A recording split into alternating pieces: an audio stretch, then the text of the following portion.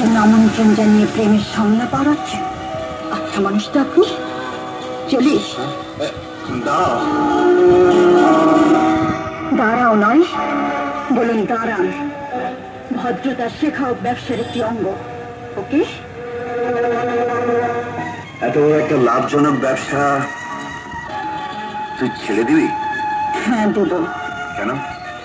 মালিকটাকে আমি ঘৃণা করি। I hate him like anything. তুই তাকে চিনিস?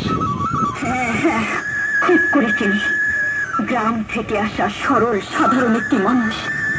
ভাই ভাবির আদর্শের মাদলি যার গলায় ঝুলানো ছিল। আমি তাকে ভালোবেসেছিলাম। একদিন দেখলাম তার চাল চলনে পরিবর্তন এসেছে।